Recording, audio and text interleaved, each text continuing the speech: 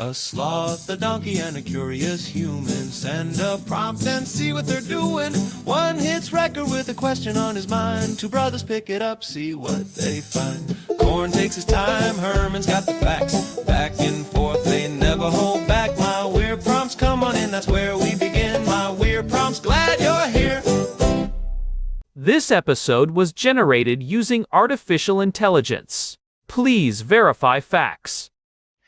Hey, Herman and Corin. So, for the past couple of weeks, we've had this specter of looming conflict with Iran hanging over us here in Israel. And over the last 12 hours, we've seen a lot of more imminent signs that potentially something's going to happen. And we've seen the US issuing a evacuation recommendation for its citizens in Israel. Ambassador Huckabee recommending that, or saying that diplomats can leave, and recommending that if they do so, they go today. And then after that, a flurry of countries, Britain, Poland, others, issuing the highest travel alerts to Israel, and then recommending that their citizens leave. So when we look at the signal to noise ratio, cues in open source intelligence, these are the things that actually are really important. And based on the last conflict, we actually saw just before it broke out, we saw a US mission recalling its staff. So these are important updates, not to be alarmed or panicked, but to take our preparedness, and for those of us here in Israel, up to the highest level. And in the course of doing so, preparing a go bag, I came up with an idea that I thought, hey, this is actually pretty clever. So here's what I've done. I mentioned in previous episodes how some of the what I found to be the most important or useful immediate things in the previous rounds were having internet connectivity for getting the alerts, keeping track of what was going on. And this is, of course, level beyond water and food and all those kind of foundational elements. But that was the one thing that I didn't expect in sheltered environments, where you might have to go for, like we were in the ballistic missile war. You very little penetration or no penetration of any kind of connectivity. So if someone doesn't have an open Wi-Fi network, or there isn't you're in an internet blackout zone. And this is really problematic because the Homefront Command safety alerts all rely upon connectivity, mostly cellular. So we were in a situation, it was a black box. Anyway, I decided that, so I have this like emergency internet kit that I put together, consisting of a travel router plus a power bank that I keep just in this box and charged before periodically, a long Ethernet cable. So that's one module. So here's my here's my invention. It's straight out of the Big Bang Theory, I think. It's called PMPU, Packable Modular Preparedness Unit. So I've called this communications kit PMPU 1, and I put together PMPU 2 with a second level of stuff. So a little travel first aid box, a couple of whistles, and these two things actually fit really snugly into the middle section of the backpack. So I'd love to ask you, Herman and Corin, I think this is a pretty good concept because it means that we can have a few prepping supplies without going overboard, and just have them ready to literally slot into a backpack, a go bag, whenever it's a situation like this. And then when hopefully very soon everything goes back to normal, we can just put these little things. So I'm actually using hermit shell cases. They're like these little hard cases that I guess accumulated over the years for protecting webcams and stream decks. And I was just thinking before I was packing this bag if I had any cases, and these immediately came to mind. So I think it's a much more important use than protecting a stream deck in transit. So that's what I've got so far, Herman and Corin. PMPU 1, having my little router setup that was a good thing to have. PMPU 2, the essentials. What else would you put in? What do you think of my idea? Over to you two. Hey everyone, welcome back to my weird prompts. I am Corn, and I am joined as always by my brother, the man who probably has more spreadsheets on emergency protocols than actual grocery lists. Herman Poppleberry here, and honestly, Corn, a grocery list is just a subset of an emergency protocol if you think about it. But you are right, today is a bit more of a serious one. We are looking at a prompt from Daniel about something that is very much on the minds of everyone in his part of the world right now. Yeah, Daniel is reaching out from Jerusalem. And given the situation there in late February 2026, the tension with Iran, and the recent evacuation advisories, he is thinking about practical preparedness. He has come up with this concept called PMPUs, or Packable Modular Preparedness Units. I love the acronym, Packable Modular Preparedness Units. It sounds like something out of a high-end logistics manual, but the logic behind it is incredibly sound. He is basically taking the idea of a go bag and breaking it down into specific, organized modules using these hard shell cases. Right, and he is starting with the things that caught him off guard in previous conflicts, specifically the internet blackouts in shelters. If you're in a reinforced room, a mamad, the signal often just dies, and that means you are not getting those critical home front command alerts. So his PMPU-1 is an emergency internet kit, a travel router, a power bank, and an Ethernet cable. This is such a smart technical approach to a survival problem. Most people think of survival as food, water, and bandages, which are obviously essential, but in 2026, information is a survival resource. If you do not know when the all clear is given, or where the nearest medical point is because your phone has no bars in the bunker, you are in trouble. And then he has PMPU-2, which is more traditional, a travel first aid kit and whistles. He is using those hermit shell cases to keep them organized so they can just slot into a backpack. He is asking us what else we would put in these units and what we think of the modular approach. Well, first of all, the modular approach is the only way to do it if you want to be efficient. We actually touched on the importance of organized prepping back in episode 756 when we talked about urban survival in volatile regions. The problem with a giant, messy go bag is that when you are under stress, your fine motor skills go out the window and your cognitive load is maxed out. You do not want to be digging through a pile of loose batteries and granola bars to find a specific cable. Right, the UX of survival, as we called it in episode 824. If you cannot find it in 10 seconds in the dark, you might as well not have it. So, let's talk about that internet kit, PMPU-1. Herman, you are the network nerd. Why the Ethernet cable? Oh, the Ethernet cable is the secret weapon there. People forget that while Wi-Fi signals are easily blocked by the thick, reinforced concrete and steel of a modern Israeli shelter, many of those shelters are actually hardwired with network ports that lead back to the main router in the apartment. If the power is still on, but the Wi-Fi cannot penetrate the walls, plugging a travel router into that wall jack can be a lifesaver. And if the power is out, the power bank keeps that travel router alive. And Daniel mentioned using a travel router. I am assuming he is looking at something like those GL.eNet devices. They are tiny, they run on 5-volt power from a USB bank, and they can act as a repeater or a bridge. If he can get even a faint signal from a cellular hotspot or a neighbor's Wi-Fi, the travel router can grab it and rebroadcast it inside the shelter. I would suggest adding a high-gain antenna to that PMPU-1. Something that can be positioned near the door seal, or a vent to grab a signal that the phone's internal antenna might miss. Also, a physical list of emergency frequencies and radio stations. If the internet goes down completely, you need a backup for the backup. That is a great point. Maybe a small USB-powered software-defined radio dongle?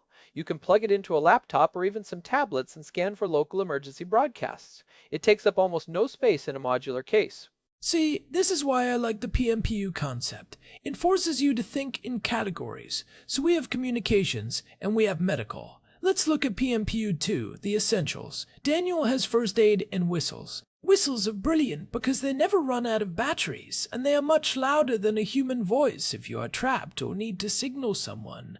For PMPU2, I would definitely add a high-quality LED headlamp, not a handheld flashlight, a headlamp. In a shelter or an evacuation scenario, you need your hands free. Whether you are tending to a wound or just trying to fix a piece of equipment, holding a flashlight in your mouth is not a long-term solution. And maybe some of those compressed coin tissues? You know, the ones that expand when you add a drop of water. They are incredibly space efficient for hygiene. Oh, definitely. And since we are talking about Jerusalem and the current tensions, I think we need to suggest a PMPU 3. Let's call it the Power and Light module. Beyond the power bank in the internet kit?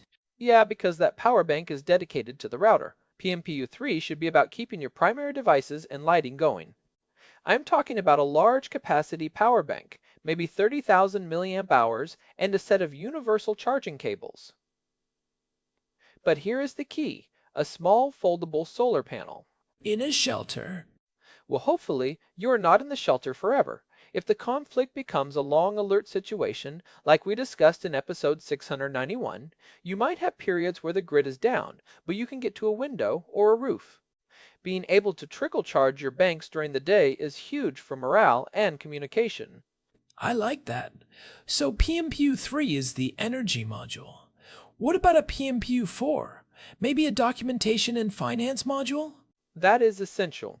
We often forget that in a real emergency, digital systems can be fragile.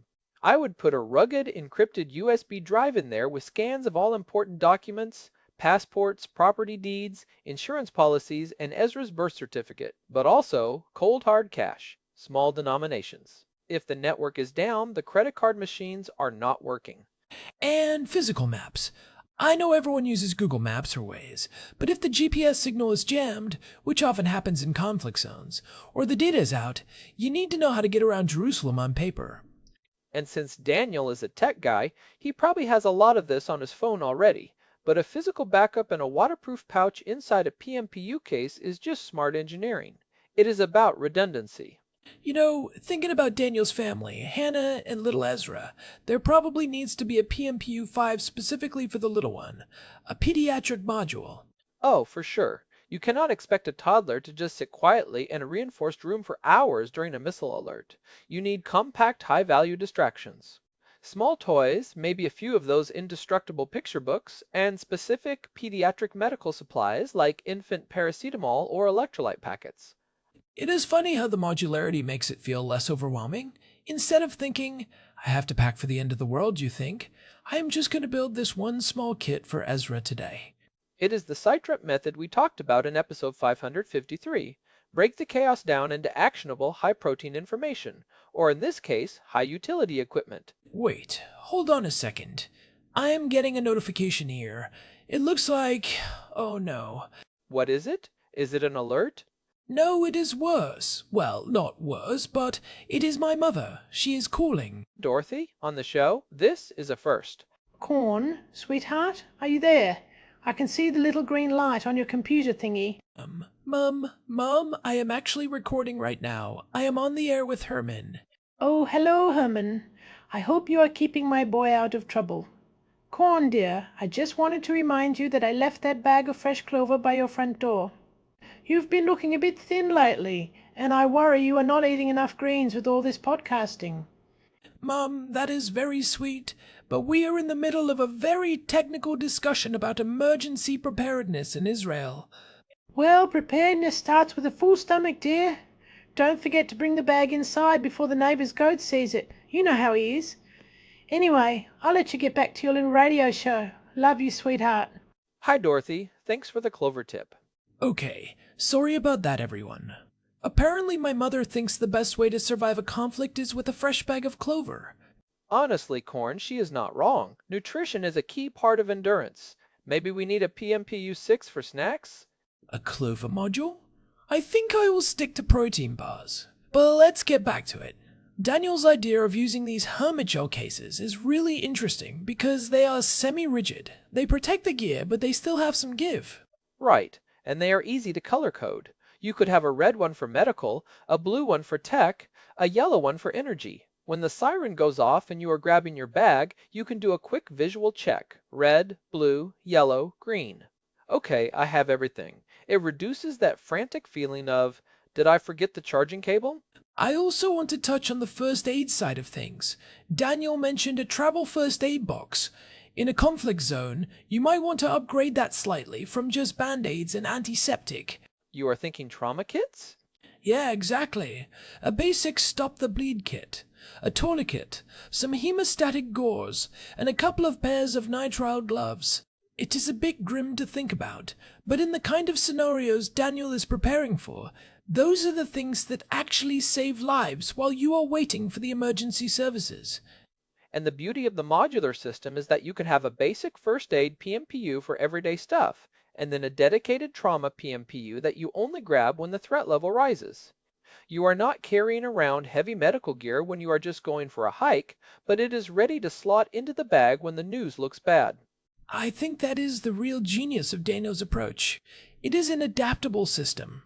He is originally from Ireland, so he has that sensible, grounded perspective, but he has been in Israel long enough to know the reality of the situation. He is blending tech savviness with practical survival. It is very much in line with what we discussed in episode 765 about engineering your own emergency standard operating procedures. The official guidelines are a great baseline, but they cannot account for your specific needs, like your job in tech or having a young son. Daniel is taking the official advice and adding a layer of personal engineering on top of it. What do you think about the power bank maintenance? That is the one thing that always gets me. You pack a kit, you put it in the closet, and 6 months later when you need it, the batteries are dead. That is the failure point for most people. I would suggest Daniel sets a recurring calendar alert.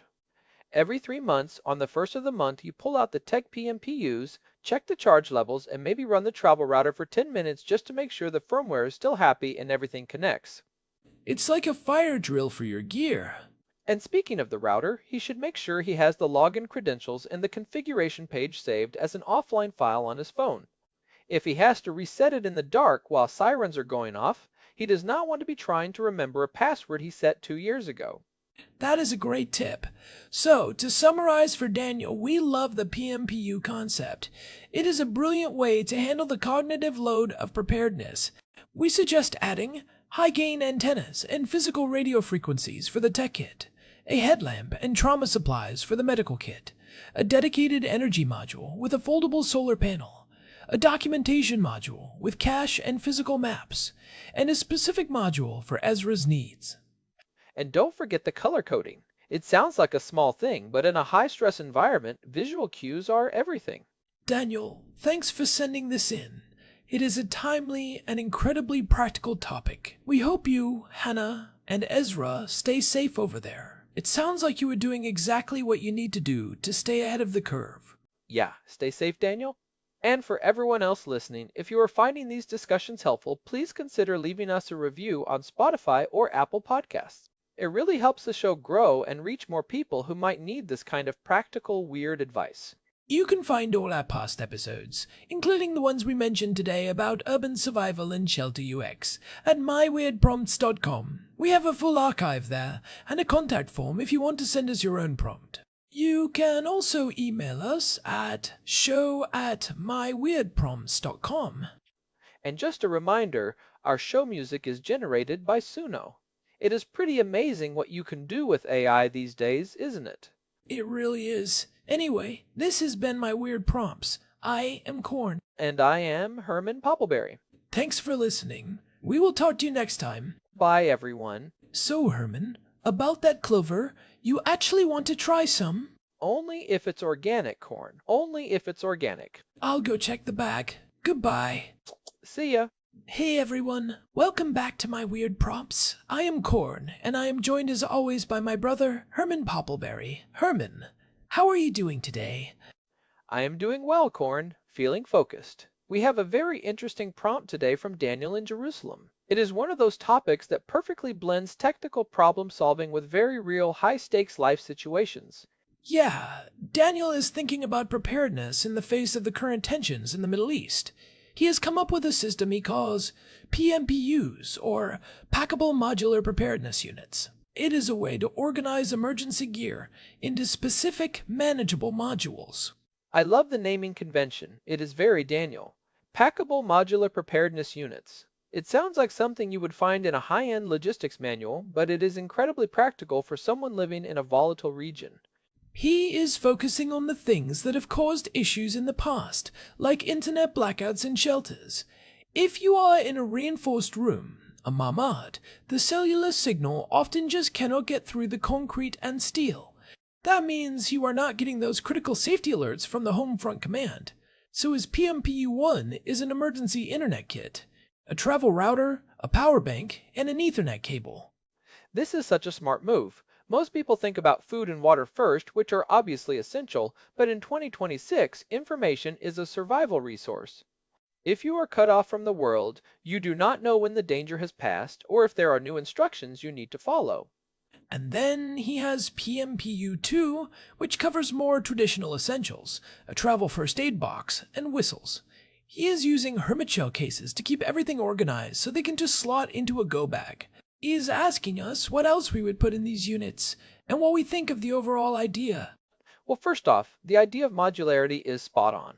We talked about this a bit back in episode 756 when we were looking at urban survival. The biggest enemy in an emergency is chaos. If you have one giant bag filled with loose items, you are going to spend precious time digging for what you need. By breaking it down into these PMPUs, you are essentially creating a physical menu of capabilities. Right, and it makes it easier to maintain. You can check the batteries in the tech module without having to unpack the whole first aid kit.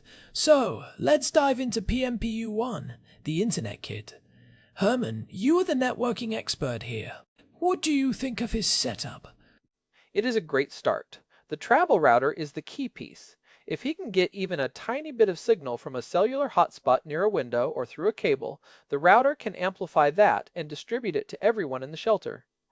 I would suggest he make sure the travel router supports Wi-Fi 6 or even Wi-Fi 7 if he can, just for better signal penetration and efficiency. And the Ethernet cable is a vital inclusion. A lot of modern shelters in Israel actually have network jacks that lead back to the main apartment router. If the Wi-Fi is blocked by the walls, a physical cable can be a lifesaver. I would also suggest adding a high-gain external antenna to that kit. Something with a long cable that he could potentially snake through a ventilation duct or around a door seal to get a better line of sight to a cellular tower. That is a great idea. And for the power bank, he should probably look for something with at least 20,000 milliamp hours. That should keep a small travel router running for a couple of days if necessary. Definitely. And maybe a few short, high-quality USB cables. You do not want to be dealing with a 6-foot tangle of wire in a cramped shelter. Now, let's look at PMPU-2, the essentials. He has first aid and whistles. Whistles are such an underrated survival tool.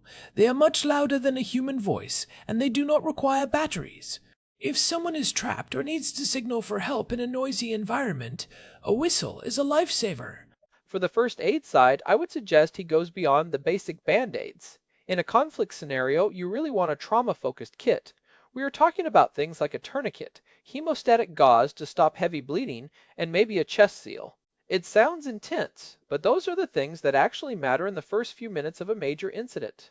That is a very good point. And since he is using those hermit shell cases, he could easily have one dedicated to basic first aid and another for more serious trauma gear. Now, if we are expanding this, what would PMPU-3 be? I was thinking about a power and light module. Well, he has a power bank in the internet kit, but that is probably dedicated to the router. Right. PMPU-3 should be about keeping his other devices alive and providing light. I would put a dedicated high-capacity power bank in there, but also a high-quality LED headlamp. In a dark shelter or during an evacuation, you need your hands free. A handheld flashlight is okay, but a headlamp is a game changer. I agree. And maybe a few of those small inflatable solar lanterns. They weigh almost nothing and can provide ambient light for a whole room. Oh, those are great. And for the power bank, maybe one that can be charged via a small foldable solar panel. If the power is out for an extended period, like we discussed in episode 691 during the long alert scenario, being able to scavenge some energy from the sun is a huge advantage. That makes a lot of sense. So we have internet, essentials, and power. What about PMPU-4? I am thinking about documentation and communication. Like a physical backup? Yeah? Even for a tech guy like Daniel, you cannot rely entirely on digital systems in a major conflict. I would suggest a PMPU that contains physical copies of important documents, passports, insurance policies, medical records, and maybe a physical map of Jerusalem and the surrounding areas. If GPS is jammed or the cellular network is down, you need to know where you are going. And cash. Small bills in local currency. If the power is out, credit card machines and ATMs are not going to work. Having a stash of cash can be the difference between getting a taxi out of a dangerous area or being stuck. And maybe a small battery-powered AM and FM radio. If the internet is completely dark, traditional radio broadcasts are often the most reliable way to get news and emergency updates. That is a classic for a reason. It is robust and the batteries last forever. Now, thinking about Daniel's personal life, he has his wife Hannah and their young son Ezra. Ezra was born in July 2025, so he is still quite little. We should probably suggest a PMPU specifically for him. Oh, 100%. A pediatric PMPU. That should have things like specific medications for a child, a few high-calorie snacks that he likes, and maybe a couple of small, quiet toys to keep him occupied in a stressful environment. And maybe a copy of his immunization records and a photo of him with his parents, just in case they get separated. It is a grim thought, but that is what preparedness is about. It really is. And the beauty of this modular system is that Daniel can grab the modules he needs based on the situation. If they are just heading to the shelter in their building, they might just take PMPU 1 and 2. If they are being told to evacuate, they grab the whole set. It reminds me of the sidetrack method we talked about in episode 553. It is about distilling a complex situation down into actionable pieces. Daniel is doing that with his gear. It is very efficient. And using those hermit shell cases is a great touch because they are recognizable by touch. If he is in the dark, he can feel the shape of the case and know exactly what he is grabbing. I also think there is a psychological benefit to this. Having your gear organized and ready to go can help reduce anxiety during a crisis. You are not panic packing, you are just executing a plan you have already made. That is a huge factor. We talked about that in episode 765 about engineering your emergency SOPs. When the sirens go off, your brain is not at its best. You want to rely on systems, not your memory. Now, before we go any further, I think I hear something. Corn, are you there, sweetheart? Oh, Mum, is that you? I think I pressed the wrong button on the computer thingy. Herman, is that you? You both sound so professional. Mum, we are actually recording the show right now. We are live, we are recording for the podcast. Oh, I am so sorry, dear. I just wanted to ask if you remember where I put my knitting needles. I thought I left them in your bag when I visited last week. Mum, I am talking about emergency preparedness in Jerusalem right now. I really don't know about the knitting needles. Hi, Dorothy. I think I saw them on the side table near the lamp. Oh, thank you, Herman. You always were the observant one. Corn, dear, don't forget to eat your vegetables. You look a bit peaked in your last photo. Okay, I'll let you get back to your important work. Love you. Love you too, Mum. Goodbye. She is the best. She is something. Sorry about that, everyone. My mother has a knack for timing. It's okay. It adds character. Anyway, back to Daniel's PMPUs. I think we have given him some good ideas for expansion. Yeah, the tech kit, the trauma-focused first aid, the power module, the documentation module, and the pediatric kit. It is a comprehensive system. And I would suggest he also includes a small multi-tool in one of the cases. You never know when you might need to tighten a screw on a piece of equipment or cut a zip tie. Good call. And maybe some of those compressed towels? They take up almost no space, but are incredibly useful for hygiene or cleaning up a spill. Definitely. One thing I would add is a maintenance schedule. Every few months, Daniel should go through the PMPUs, check the battery levels on the power banks, and make sure any medications or snacks are not expired. That is the part most people forget.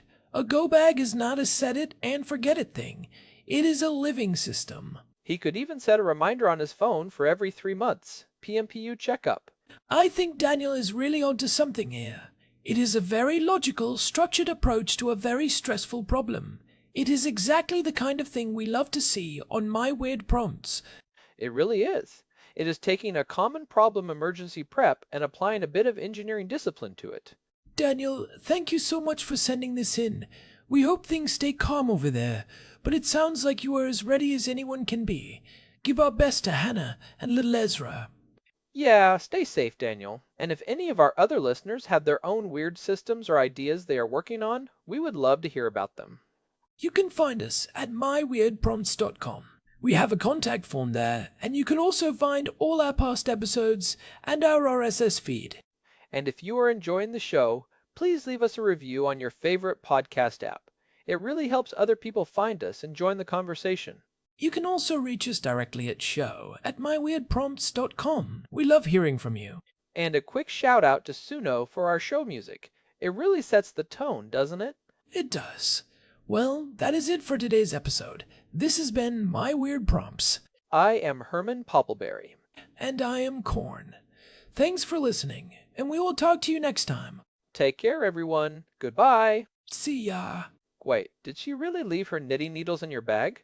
I don't know, Herman. I'm afraid to look. Fair enough. Let's go get some coffee. Lead the way. This episode was generated using Gemini Flash 3. Text-to-speech engine was Chatterbox. Thanks for listening to our show, My Weird Prompts, where our thoughts go from slow takes to facts on cue. We change and follow through. My Weird Prompts, that's the close from sloth, from man, from long-eared host. My Weird Prompts, until next time, stay curious, keep weird.